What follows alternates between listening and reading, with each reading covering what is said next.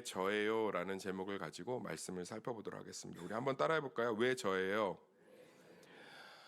저는 이제 고난주간의 5번의 시간 동안에 십자가가 이야기해주는 고통에 대한 이야기를 좀 하고 싶습니다. 그러니까 세상의 모든 종교나 모든 이념들이나 사고들은 고통에 대한 답을 주고 있어요, 이미. 자, 예를 들어 볼까요? 물질주의 세계관에서 고통의 답은 내가 돈이 없기 때문입니다. 가난하기 때문이죠. 내 아이를 영어 유치원에 보내지 못해서 영어를 못하기 때문에 취업이 안 되는 거예요. 고통에 대한 원인을 물질주의 세계관에서 명확하게 얘기하고 대부분의 성도들이 받아들이고 삽니다.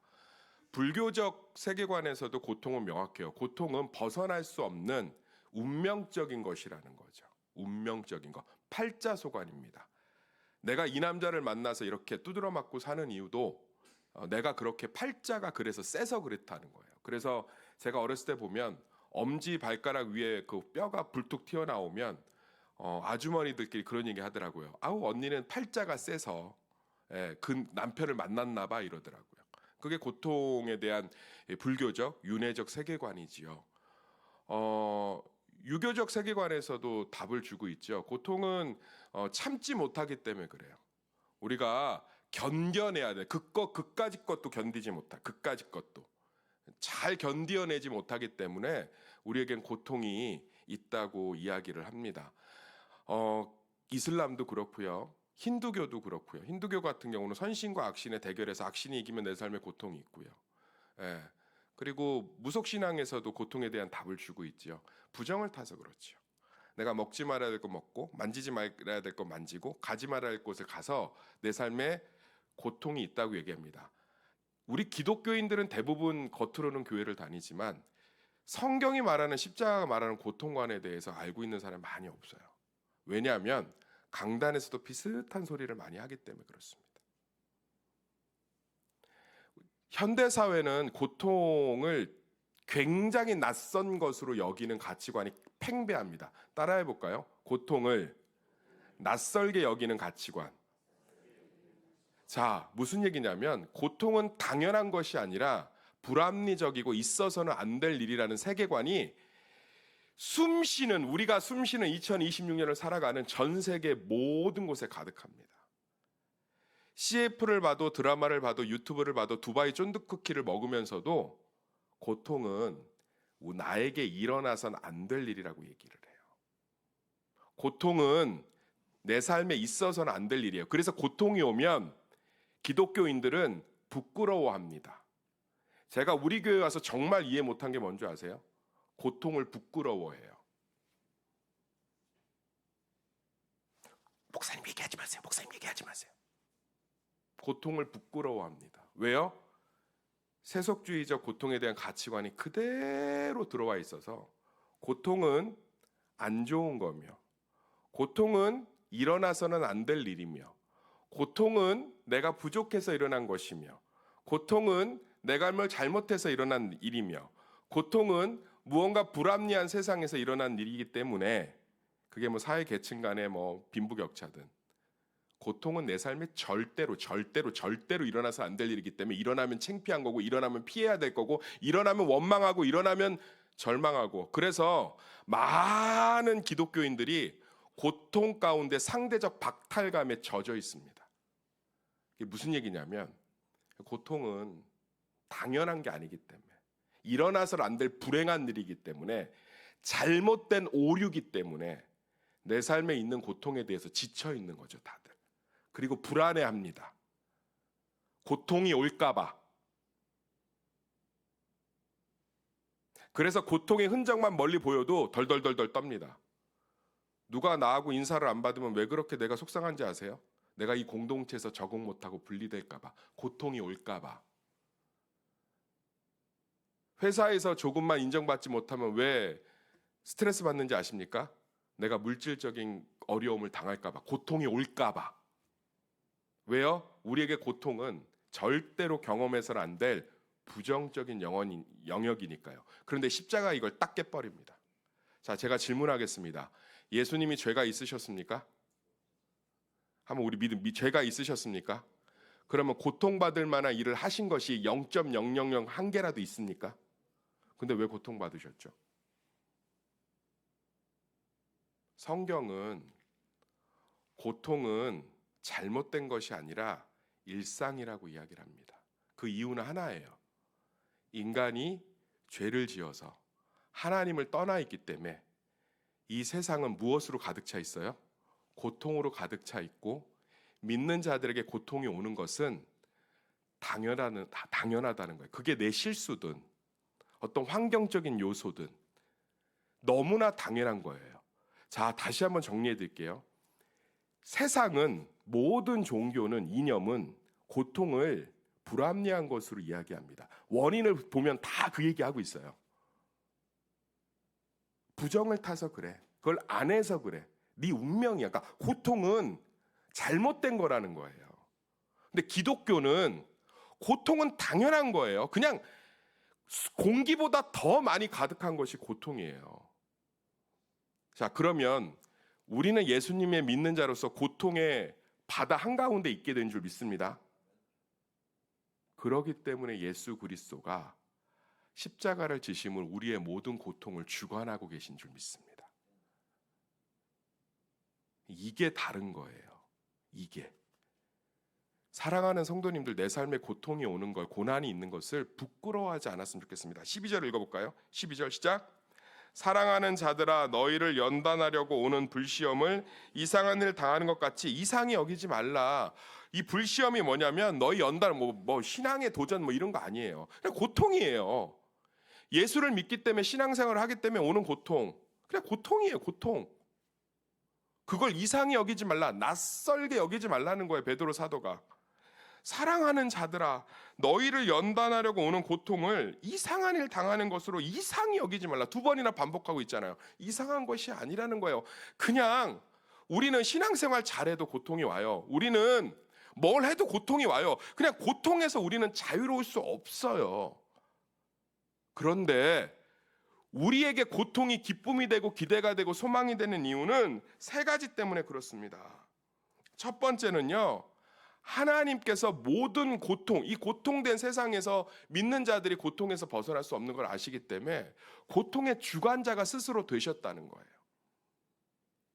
우리 삶에 있는 모든 고난을 하나님이 주관하시는 줄 믿습니다. 더 쉽게 설명할게요. 욥이 고난받을 때 사단이 누구한테 허락받죠? 모든 고통은, 믿는 자들의 모든 고통은 하나님이 그래서 주도하고 계신 줄 믿습니다. 우리의 모든 고통은 하나님께서 알고 주관하고 계세요. 고통의 한복판에 있어야 되기 때문에 알고 주관하고 계시다고. 알고 주관하고 계시다고. 제가 군대에 갈 때 저희 아버지가 군대에 가면 어떤 일을 겪을 걸 아니까 저에게 설명해 주신 것들이 있어요. 너는 운동을 못하니까 구보를 뛸 때는 앞사람 발만 보고 치칙폭폭을 계속 외쳐라. 아무리 입맛이 없어도 짬밥을 밀어 넣으면 몸이 아침이 되면 회복이 된다. 몇 가지를 쭉 얘기해 주시더라고. 그건 제가 군대라는 조직 안에서 겪어야 될 어려움, 그거 벗어날 수 없죠. 벗어날 수 없는 거예요. 그걸 아시기 때문에 도우려고 하고 주관하려고 하는 거죠. 사랑하기 때문에. 사랑하는 자들아, 너희를 연단하려고 오는 불시험을 이상한 일 당하는 것 같이 이상히 여기지 말고. 고통은 부끄러운 게 아니에요. 숨겨야 될 일이 아닙니다. 제발 좀 벗어나시면 안 될까요? 고통은 자랑해도 돼요. 왜냐고요? 고통은 하나님이 주관하시고, 그래서 우리의 고통을 통해서 하나님 우리에게 모든 것을 선으로 바꾸시며 그 고통의 끝을 내시는 분이시기 때문인 줄 믿습니다. 저는 고난받고 고통받는 것이 제 실수여도 부끄럽지 않아요. 전 자랑합니다. 목사님 왜 말을 그렇게 하셨어요? 자랑합니다. 제 속으로. 그 고통 때문에, 고난 때문에 제 인격은 성숙해질 것입니다. 할렐루야. 제가 목회를 하면서 겪는 모든 고통들은 저를 넓은 사람으로 만들어가는 하나님의 축복이 될 줄 믿습니다. 제가 살면서 겪는 모든 고난은, 그것이 가난이든 손해든 사기든, 하나님의 반전과 끝이 있기 때문에 저는 모든 고통을 자랑할 수 있어요.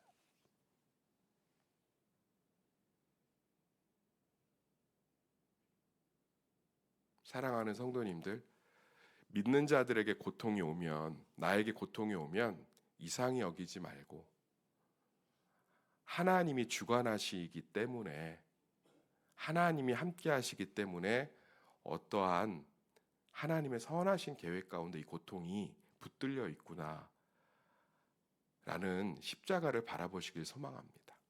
예수님은 고통받을 만한 일을 하나도 하지 않으셨지만 고난받으셨습니다. 죄된 세상에 계셨다는 이유로. 그분만큼 고통받을 이유가 없는 분이 어디 있습니까? 그분만큼 고통이 그분에게 임해서는 안 될 완벽한 분이 어디 있습니까? 그런데 죄된 세상의 성육신, 육신의 몸을 입고 오셨다는 이유만으로 온전히 고통받으셨습니다. 성경은 예수님이 웃고 즐거워하는 장면보다 고통에 대한 이야기를 8배 많이 하고 있습니다. 그건 예수님도 피해갈 수 없다는 거예요. 예수님도. 그렇지만 예수님의 모든 고난은 우리를 살리는 길이 되었고, 예수님의 모든 고난은 우리의 나음이 되었고, 예수님의 모든 고난은 우리의 치유가 된 줄 믿습니다. 예수님은 아무 고난받을 일을 하지 않았지만 온전히 고난받으셨지만 그 고난이 자신의 백성들을 살리고 치유하고 회복하는 모든 시작점이 됩니다. 우리 삶도 똑같아요. 믿는 자들도. 저는 그래서 제가 이 복음이, 십자가가 말하는 고통에 대해서 믿고 붙들지 못할 땐 너무너무 두려운 게 많았어요. 제가 굉장히 비싼 옷을 후원받았는데 그걸 한 번 입고 안 입었다고. 왜? 그 옷을 입으면 안 좋은 일이 생기는 것 같아. 얼마나 고통이 싫으면 그 옷을 입으면 안 좋은 일이 생기는 것 같아서 못 입겠더라고. 그걸 징크스라고 하죠. 그래서 당근마켓에 엄청 싸게 내놨어요. 청년들 선교한다고 했을 때. 쳐다보기도 싫더라고. 왜? 그 옷만 입으면 희한하게 안 좋은 일이 생기는 것 같아. 여기 앉아있는 그런 징크스 다 하나씩 있잖아요. 그것 자체가 고난을 이상히 여기는 태도에서 나오는 거예요. 고난은 힘들고, 고난은 불행하며, 고난은 겪지 말아야 될 부정적인 일이니까. 지금은 징크스에 징크스가 있어도 입을 수 있습니다. 모든 고난은 하나님의 선하신 뜻이 되기 때문에. 하나님은 고난을 통해서 자신의 자녀들을 변화시키고 함께 하십니다. 여기 보면 13절 이렇게 읽어보면, 오히려 13절 읽어보고 시작. 오히려 너희가 그리스도의 고난에 참여하는 것으로 즐거워하라. 이는 그의 영광을 나타내실 때에 너희로 즐거워하고 기뻐하게 하려 함이라. 16절 읽어보겠습니다. 16절 시작.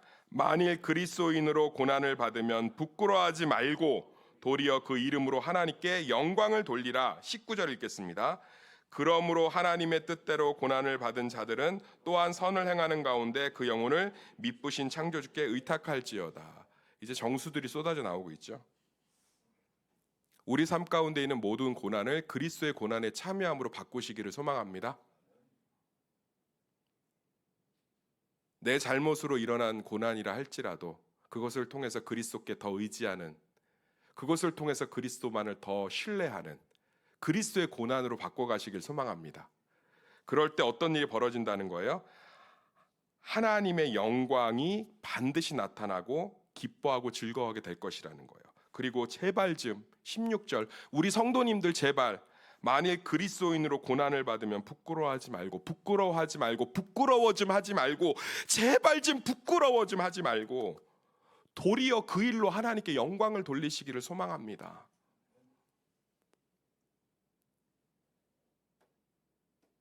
자식이 잘못되면 자식을 잘못 키웠다고 손가락질하는 그 손가락에 화 있을진저, 오히려 자식의 문제가 있을 때 그 문제를 통해서 하나님은 그 가정과 자녀를 온전히 회복하시는 줄 믿습니다.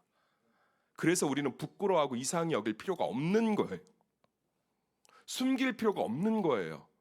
거짓말할 필요가 없는 거예요. 기도 제목을 못 내놓을 이유가 없는 거예요. 이 고난관이 우리 교회에 가득하기를 진심으로 축원합니다. 그러면서 우리가 해야 할 일이 뭐예요? 19절. 그러므로 하나님의 뜻대로 고난을 받은 자들은 또한 선을 행하는 가운데 그 영혼을 미쁘신 창조주께 의탁할지어다. 우리는 고난 가운데 그렇기 때문에 끝내실 그 고난을 통해서 선으로 100% 바꾸실, 모든 공기보다 더 가득한 고난된 세상에서, 고통된 세상에서 그것들을 주관하고 계신 하나님이 계시기 때문에 우리는 그분을 온전히 의지함으로, 그분을 믿음으로 고난 가운데 우리는 기뻐하고 감사할 수 있게 되는 줄 믿습니다. 고난주간 특세가 시작됐습니다. 강한 어조로 얘기하는 건 이 아침에 그만큼 우리가 고통에 대해 이번에 다른 관점이 생기시기를 소망합니다. 고통은 낯설고 힘들고 부정적인 것이 아닙니다. 고통과 고난은 예수님을 보세요. 특별한 잘못이 없어도 죄된 세상에서 나에게 일어날 수 있는 일입니다. 그러나 나에게 일어날 수 있는 모든 고난은 하나님이 주관하고 계십니다. 그리고 모든 믿는 자들의 고난과 고통은 하나님의 선하신 계획 가운데 선이 될 것입니다. 그리고 그 고난을 하나님이 주관하시기에 끝이 있고 반전이 있는 줄 믿습니다. 그래서 우리의 모든 고난을 그리스도의 고난으로 바꿔가시며 이상히 여기고 부끄러워 여기지 말고 도리어 고난을 자랑함으로 고난의 끝자락에 놀랍게 자신의 영광과 기쁨으로 우리를 채우실 하나님을 기대하시기를 예수의 이름으로 축원합니다.